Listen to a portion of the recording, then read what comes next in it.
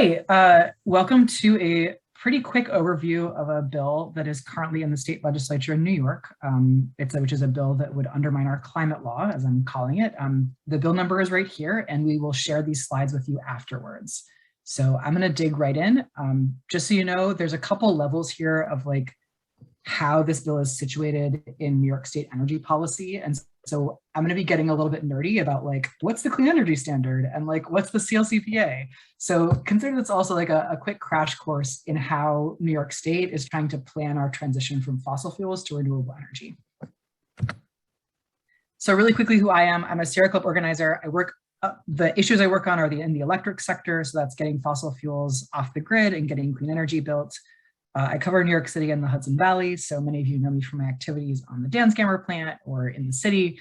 And I live in Brooklyn. I have one husband, 2 cats, a toddler, and 3 citrus trees. So a little bit about myself. And I'm going to start by talking a little bit about our state climate law, the Climate Leadership and Community Protection Act from 2019. So this was a bill that was passed into law due to the tireless effort of a number of people around the state, many of whom are underneath the coalition of New York Renews, is kind of the name of the big coalition pushing this bill, although it was called the Climate and Community Protection Act then. And it does a few really key things.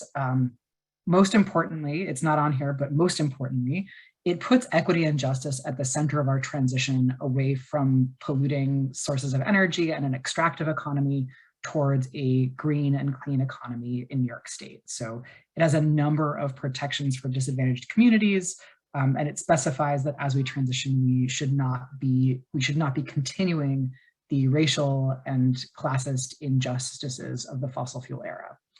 But there's a couple of like numbers that I want you to remember around this. We'll go over them again. They're going to come back, so don't worry, you'll see them again. First, it mandates 100% greenhouse gas neutral New York by 2050. Right, all right, and that's sector-wide. That's everything in New York State. We gotta get to net zero emissions by 2050. Second, it mandates 100% emissions-free electric grid by 2040. And then 70% renewable generation by 2030. So that's kind of our interim target, but those are actually not the same thing. I'll get into that in a second.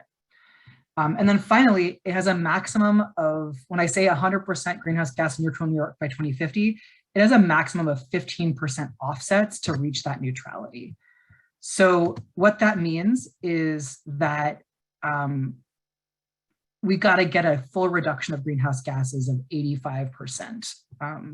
And so they're really strict. So offsets basically means that you're doing something that reduces greenhouse gas emissions while you're also emitting, and those kind of things offset each other. So think about digging a hole one place and putting all the dirt in a pile in another place. You still have kind of an average at ground level. Offsets can be really problematic, especially from an equity perspective. And so there are a number of really strong safeguards around offsets. So among other things, they're not allowed in the electric sector. So you can't have a dirty polluting power plant and then offset the power somewhere else. They have to be geographically approximate. So if you're polluting, you actually have to offset that pollution very close by. You can't pollute in the city and plant trees in the Adirondacks. And then finally, they have to be a really last resort. This is just for the things that are really, really hard to decarbonize right now. So think like air travel, maybe a couple other things that might emerge, some industrial processes, stuff like that. I want to say that that is the ceiling. It's not the floor. We can do this with minimal, if any, offsets at all over the next couple decades. So that's our CLCPA. Here's our current electric generation, right? So we're going to be talking tonight mostly about this figure of getting to 100% emissions-free electric grid by 2040, with 70% renewable energy by 2030. This is a graphic from the New York State Energy Research and Development Authority, or NYSERDA, that goes over the current composition of our electric grid. So over here, this gray circle off to the left is right now what's operating. So we've got basically, these are the renewables we currently have in the grid. It's 88% hydroelectric, 5% solar, and 7% land-based wind. And that's mostly distributed solar. And these are the renewables that are in the pipeline. Our overall grid is very, very, very, very small amount zero emissions right now. And we actually need to up that quite significantly in the next coming decades. And that grid looks really different upstate and downstate. So upstate, we have, actually, I have that on another slide. Do I have another slide? I don't remember. Sorry, upstate, we have mostly zero emissions. It's a lot of nuclear. It's also a lot of hydroelectric power from the legacy dams in the NIPA complexes. Downstate, it's mostly fossil gas and oil. So I'm going to tease out some language, right? I mentioned earlier that we've got renewable and we've got emissions free. Those two different terms are in there. Renewable means wind and solar and some hydroelectric, not all of it. Emissions free or carbon free is renewable. It would also include nuclear and big hydroelectric. I'm not making a value statement here. I'm just saying like that is the definition of the terms. We also have a number of speculative technologies that I'll talk about in a minute. These are things that are like not really commercially at scale yet, but could hypothetically be emissions free and carbon free. And just to remember, the CLCPA goals say that we need 70% renewable by 2030 and 100% emissions free by 2040. So we have our clean energy standard. This is a means of subsidizing clean energy to meet our goals. This is the state's main program for cleaning up the electricity in our state. What it does is in these different tiers, they work off of basically the same principle. Every single utility in the state, with the exception of the Long Island Power Authority and the New York Power Authority, they have to either buy power from these sources or purchase credits that go towards the cost of those sources. So that evens out the cost of power from these sources across the state. So my favorite example on this is offshore wind, because I know it really well. Offshore wind, most of the power is coming into downstate, and it's pretty expensive, like right now, it's gonna get cheaper over time. But the benefits of downstate using less fossil fuels are actually even across the whole state, right? Because we're putting less pollution into the atmosphere, we're causing less climate change. So we're trying to balance out the cost to compensate for that equalized benefit, right? And so that means that all of the utilities across the state have to either buy power from offshore wind or have to buy credits that feed into the offshore wind system and purchase agreements. So the current components of it are these. The language is a little funny. It's not like tier 1, tier 2, tier 3, tier 4. But you've got tier 1, which is new land-based renewable energy. Tier 2 is existing land-based renewable energy, so maintaining our existing solar and wind projects. Then you've got some zero emissions credits for nuclear. Again, no value statement, just saying this is what's out there. And then you've got an offshore wind tier. And then finally, you've got tier 4, which is for new transmission for clean power into New York City. So that's kind of where we are right now. So what does this bill do? So this bill directs the state to create a new tier under the clean energy standard for at least 1 gigawatt. And what's a gigawatt?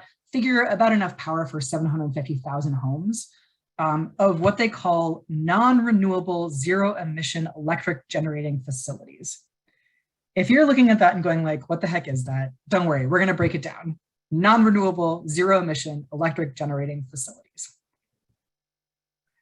So the idea here is that they want to create a tier of things that don't qualify as renewable energy, but they claim are zero emission that will generate electricity.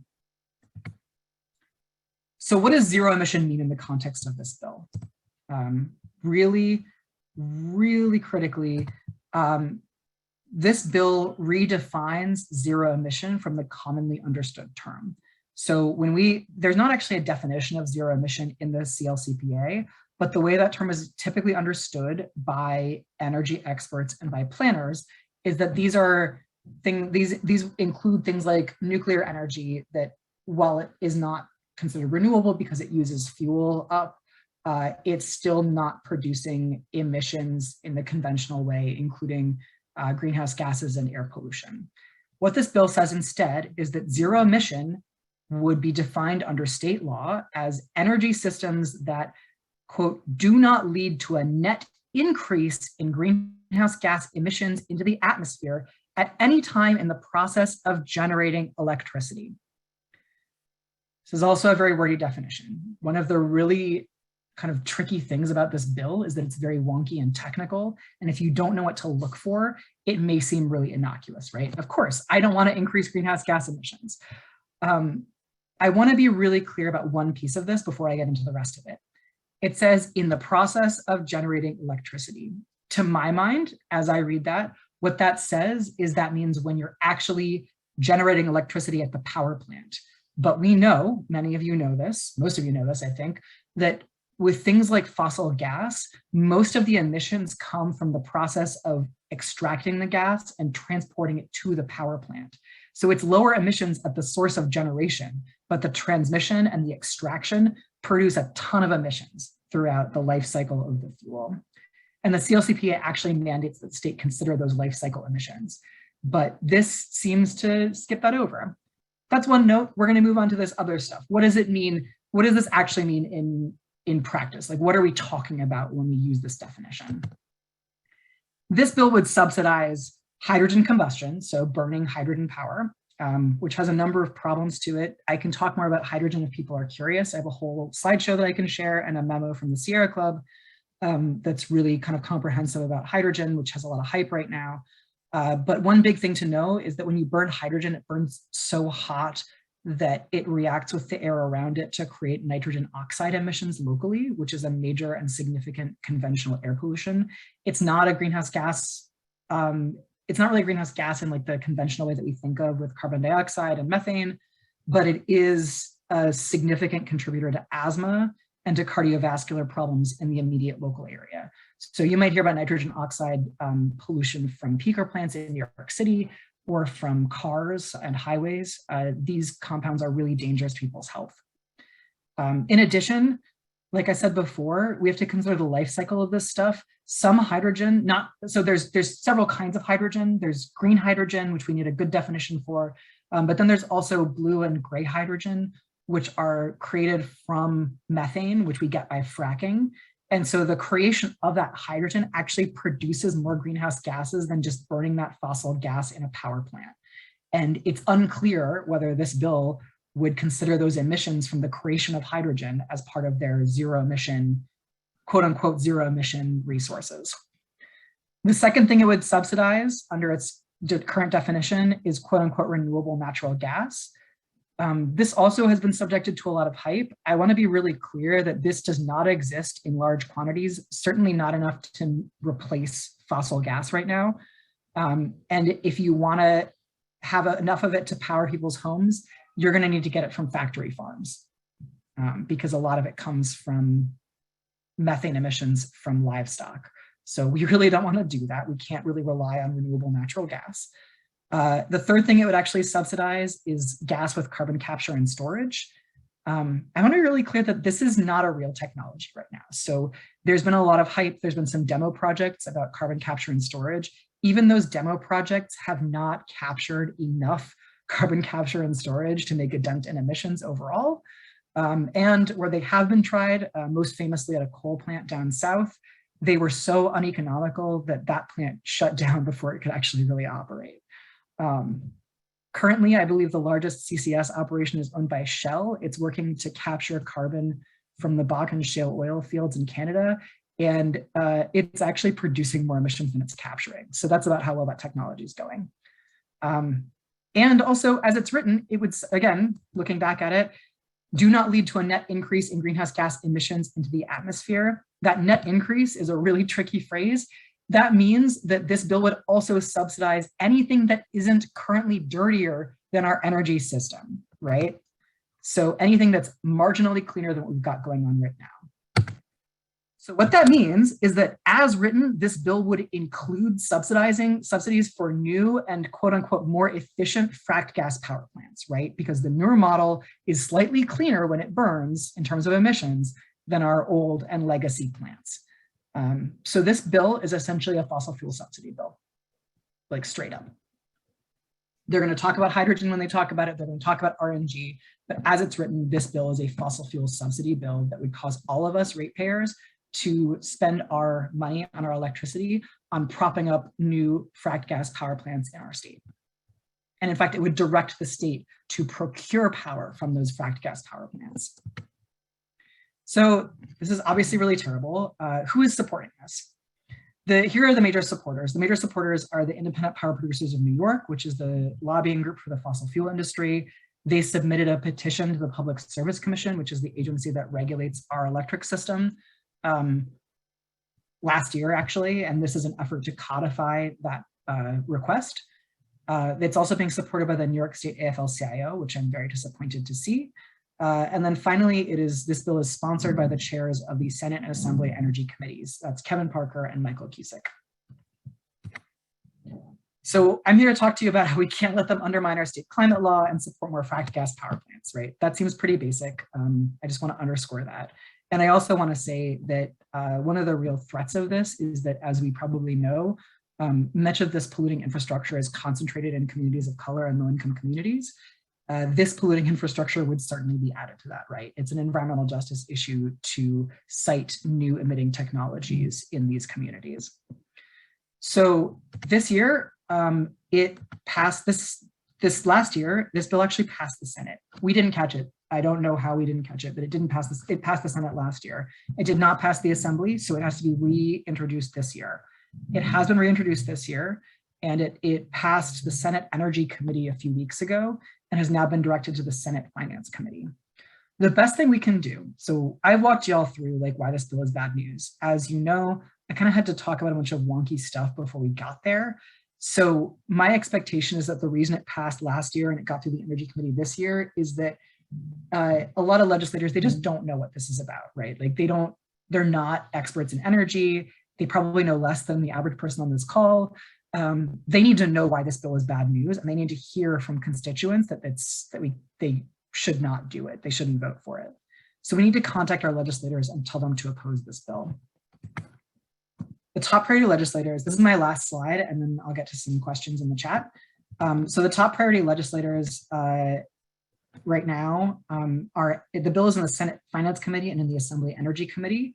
So Senate Finance Committee, I just named the Democrats here because I imagine that the Republicans are going to be all over this, but the Democrats can stop it. So the Senate Finance Committee is Bailey, Breslin, Comrie, Ganardas, Harcum, Hoylman, Kennedy, Kruger, Leo, Parker, Rivera, Salazar, Savino, Skoufis, Stavisky, and Thomas.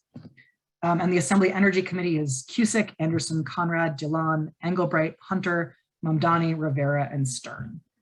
I haven't done a power map of where people are on this bill. I know that Mamdani is opposing it off the top of my head, and I'm quite sure that Kruger's on our side as well, but everybody else needs to hear from you that this bill is bad news and we shouldn't support it.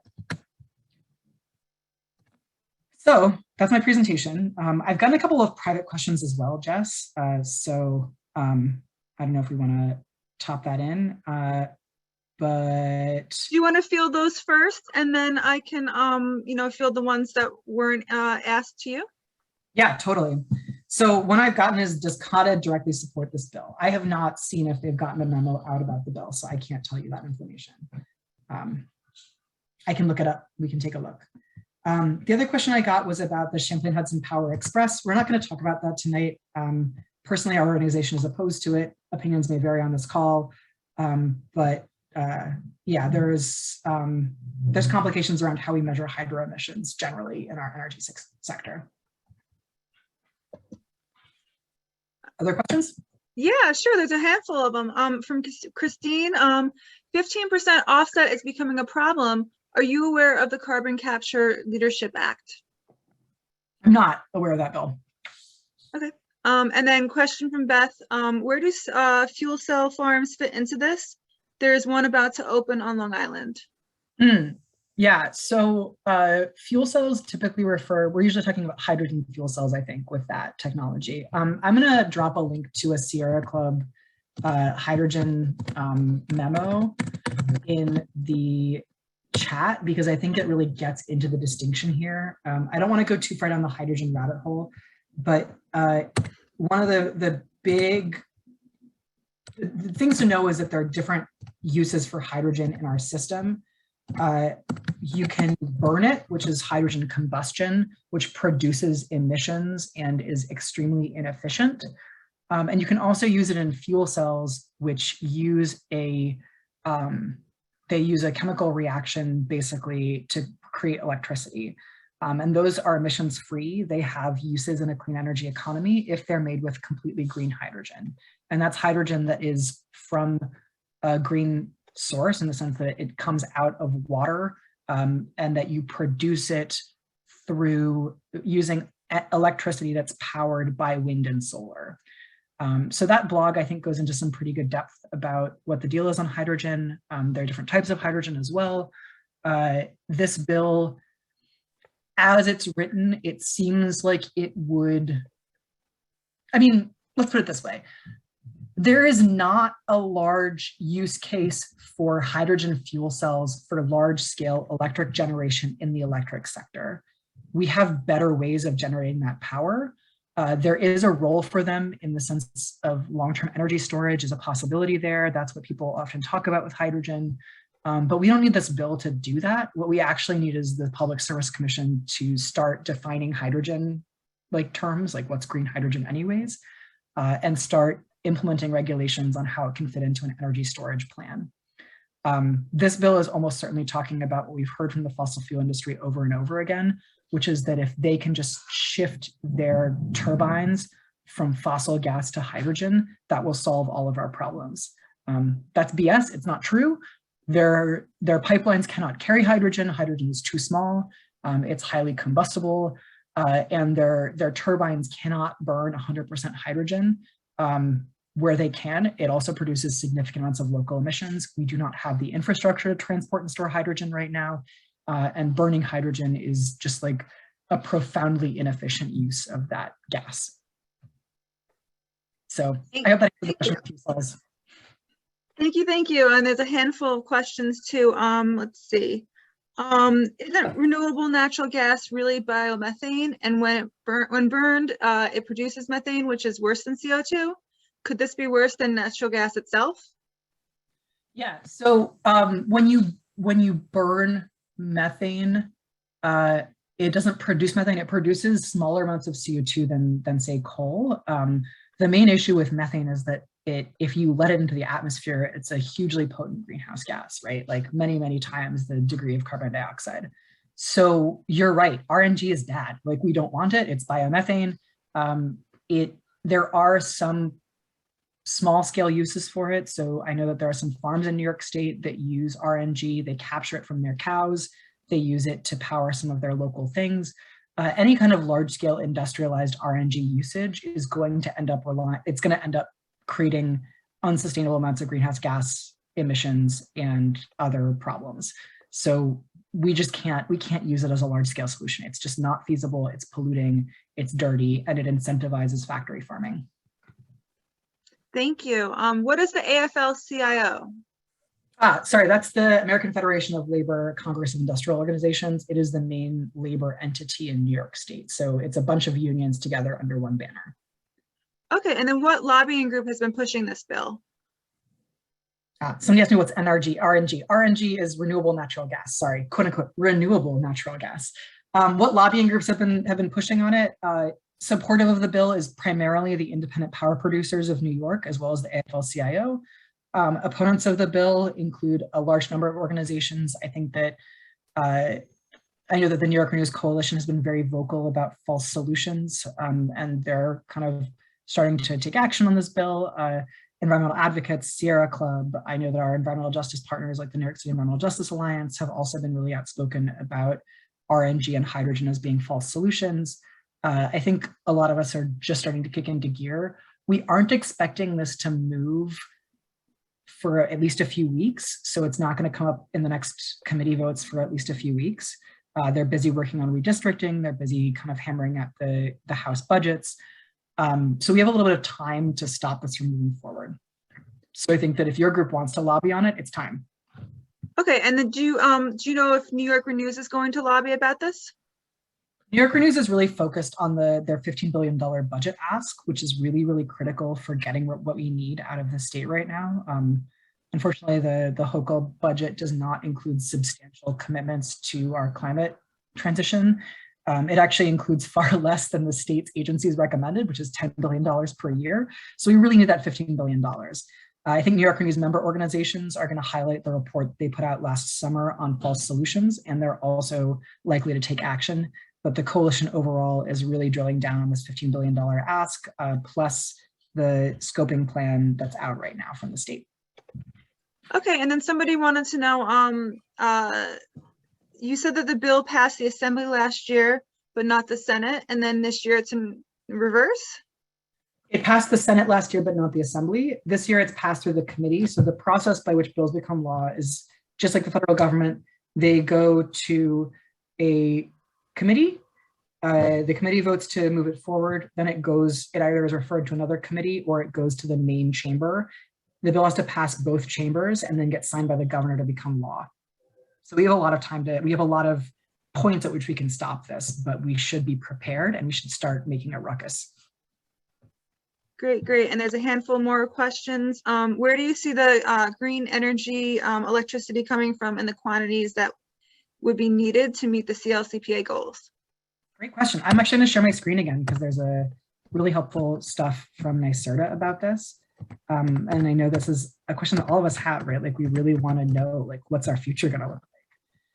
So this is the 70%. I want to like bracket this too by saying that like there are some scholars that have tried to look at what's 100% look like. We kind of don't really know because there's a lot of different factors. There's all this R&D happening all the time. Right now, we're at like between 4 and 6% wind and solar. So we actually have a lot of work to do to even get to that 70% and push beyond it. We may not know right now where that last 5 to 10% is going to come from, but that's okay. We have a lot of work we can do right now as the technology is moving ahead. So right now, there is actually a plan to get to that 70%. We actually have enough contracted out to get to 50% renewables in New York State. So what's operating right now, which is not we're at about 27% renewables in the grid right now. That includes our legacy dams in New York State. Of that 27%, 5% is distributed solar. That's solar on rooftops. That's kind of solar kind of scattered on the state. 7% is land-based wind. We've got a couple wind farms, mostly upstate. And then 88% is the legacy hydro from NYPA. These are, Niagara Falls, stuff like that. Right now, we have another 23% of our power needs with contracts at the moment from the state. So currently what's contracted out is 52% offshore wind of that 23%. A lot of good offshore wind moving forward. Happy to talk with folks about that later. 7% distributed solar, 28% large scale solar, and 13% land-based wind.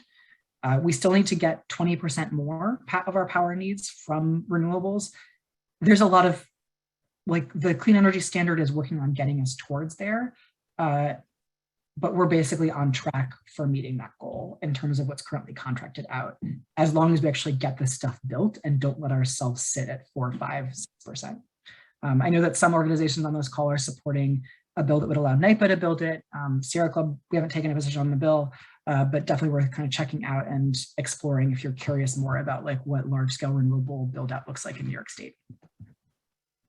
Great, thank you. And then someone asked, doesn't this directly go against the CLCPA? Yeah, I mean, it pretty obviously does, right? But I think because the CLCPA itself does not define zero emissions in a very granular way that would exclude this definition, what this mostly does is it undermines that climate law. So all of the work that has been actually significantly led by communities of color and low-income communities across New York State, by communities on the front lines of climate injustice, by people who are dealing with pipelines in their backyard and power plants down the street and polluting infrastructure everywhere. Like, those are the people who led this fight for our climate law. Like, I want to be really clear about that. And all of their hard work is getting undercut by this freaking bill that's being pushed by the fossil fuel lobby in New York State.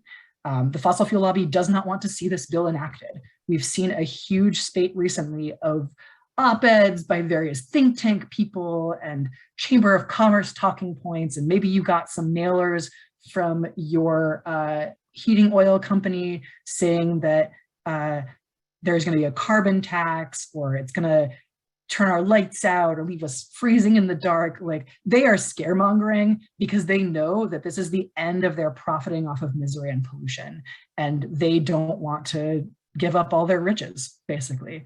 So this is like, they're trying to fight back right now. They're trying to react against the bill that we worked to get passed, all of us in New York State, led by the people who are most impacted.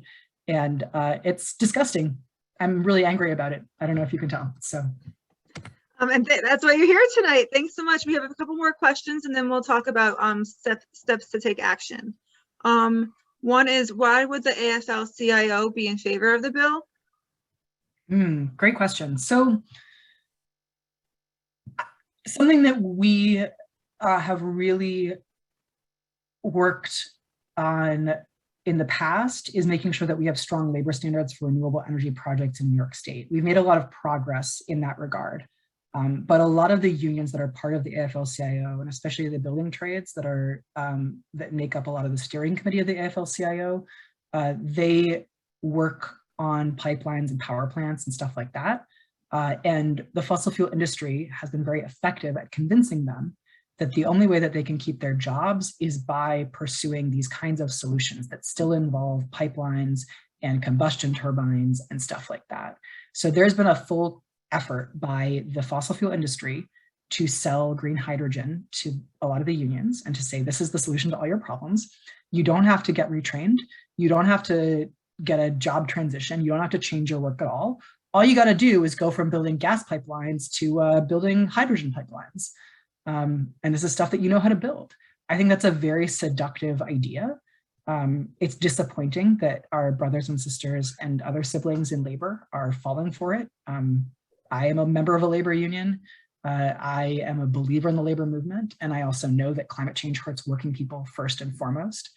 And that the fossil fuel industry has been a very bad partner of labor, right? Like we saw it on the Dan Skimmer plant. They decertified the union in that plant. They have a local hiring agreement, quote unquote, that has no actual enforceable standards for local hiring. But that's kind of how things are shaking out right now. It's disappointing. I don't really want to fight with labor because I believe in the power of working people. But on this matter, we can't let the fossil fuel industry win. Wow, what an answer, what an answer. We have, I think, one more question about, like the details, and then we'll talk about actions. Are we looking at serious reduction of demand as well? Or are the projections assuming current or even increased demand by 2030? That's a great question. And so it's really hard to predict. So there's two main forces acting on energy demand right now. One is that there's pretty good standards for energy efficiency and we need better ones. So many of you are probably part of efforts to get energy efficiency legislation passed at the state level that would especially help low to moderate income people in New York State retrofit their homes. There was a law passed in New York City that mandates emissions reductions in large buildings, which includes substantial energy efficiency retrofits. So we're getting more efficient at how we use energy and electricity, but we're also adding new things onto the electric grid. So as we shift from heating our homes with gas or oil, we're moving to heating them with heat pumps, which use electricity, right? They're very efficient, but they use electricity. As we switch from internal combustion engines in our cars, we're moving to electric cars in some cases, and those also use electricity. So demand is going to get really weird for a little while. It's difficult to predict. There are some numbers on it. I believe actually that the scoping plan of the Climate Action Council in New York State, which is kind of tasked with the climate law at coming up with kind of some of these numbers, has some information about that. You can look it up if you're curious. I believe that demand overall is expected to increase as we electrify more things, but the state is taking that into account when it crunches the numbers for what's in the pipeline right now. So basically, nobody wants the lights to go out. Everybody wants the heat to stay on. We can do it. We're going to need to make sure that we get this stuff built. The good stuff built, not the bad stuff. Great, thanks so much. And then Shay, did you want to tell us about ways to take action, how to reach out to legislators, things like that? Yes.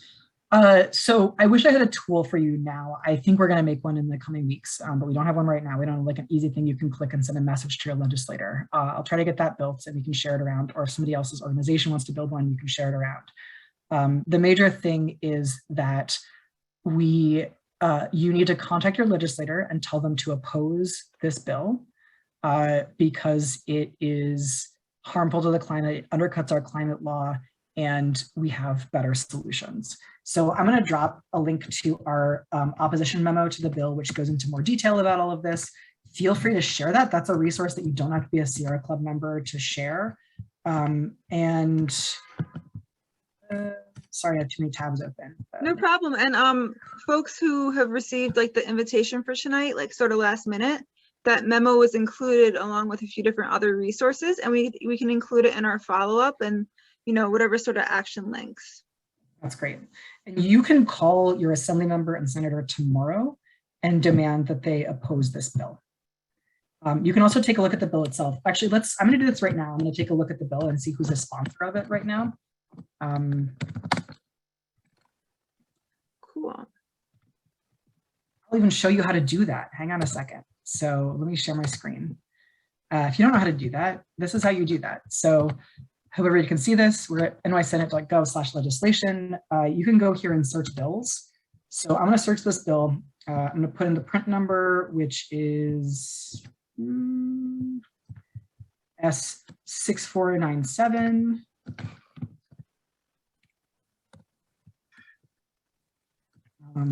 And I'm going to hit search.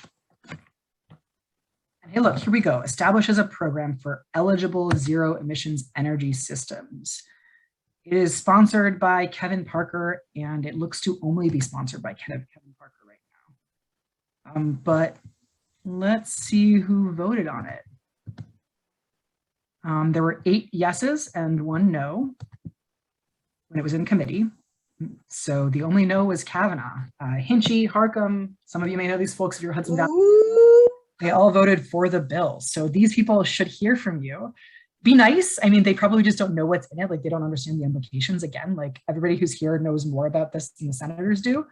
But you should reach out to them because they're probably hearing from IPNI and the AFLCIO, right? So reach out to them and let them know that you're opposed to the bill and that you hope that they'll vote against it at their next opportunity.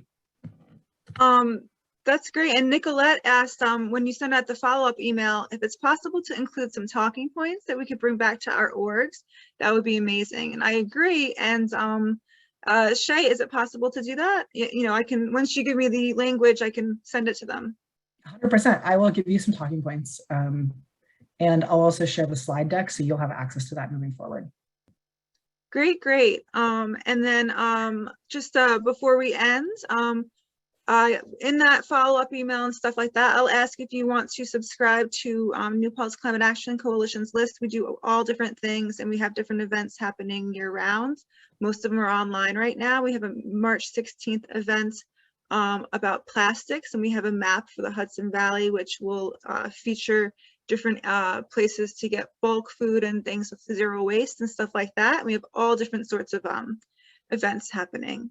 And then a couple more questions. And any assembly sponsored yet, or has it not gotten that far? Oh, great question. Let me take a look.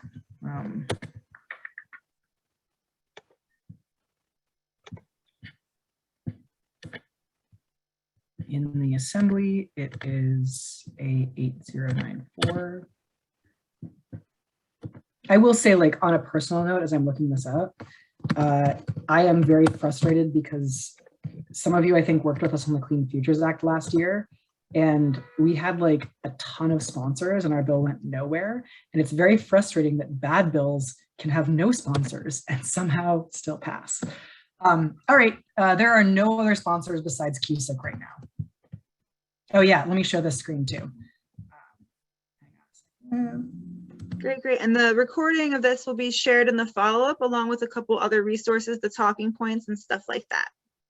So you can actually, even if you're on the State Senate website, you can search the Assembly print number as well. So the Assembly bill number is A8094. I'm hitting search. Oh, here we go. Program for eligible zero emissions energy systems. Look, it's just Cusick. And Shay, Jennifer said that it would be really helpful to have like a 3-sentence explanation of the harm of the bill, and that way that they can use it for making a call script. Absolutely. That sounds like a great thing to include in the follow-up. Good, good. I love this collaborative follow-up. Okay, if everybody is good on that, and Shay, you're good, we can call it a night and we'll send some follow-up in the next couple days. Great. All right. Oh, I got one question from Amy who asks, on the site, there is an opportunity to signal your support or opposition to the bill. It doesn't hurt to go in and click nay. So I'm going to drop the link in the chat and you can actually complete a form that registers your disapproval. I don't really know if they actually pay attention to that, but again, it definitely doesn't hurt. So I will drop a link to the Assembly version and you can click nay and you can fill that out as a fun action step tonight while you're waiting for our follow-up. And we also have one more question, a good question too. What kinds of jobs would replace the hydrogen pipe construction? That's a great question. So it depends on what people are doing, right? Like whether they're welders, other stuff like that. There are, oh gosh, I used to know this number off the top of my head. There are, I want to say like over 100 different occupations involved in offshore wind industry, almost all of which are either like highly paid white collar professional labor or unionized. So some of it's going to go into that. Offshore wind is a huge opportunity for us, especially if we source some of the parts here in New York State and we reconfigure some of these factories that we have sitting around. Another good option is actually that, like, I don't know if you've heard about this, but there's a really major lead crisis across our state. And one of the issues with replacing our lead lines in our that carry our drinking water is A, that there's not enough funding for it because individual homeowners can't always pay for it, and B, there just aren't enough workers to do it. So I think it would be really great to see as we're moving forward that if we get the money to replace these lead lines, that's done with union labor. I know it's not as, you know, beautiful as building these new hydrogen pipelines, but we can't afford them, right? Like we can't do it. Well, thanks so much for everyone for joining, and for Shay, especially for, you know, doing this last minute to help explain this to us. And we will send you all the follow-up. It's great to talk to such a committed group of activists and advocates. So thank you very much. Thanks, everyone. Have a good night.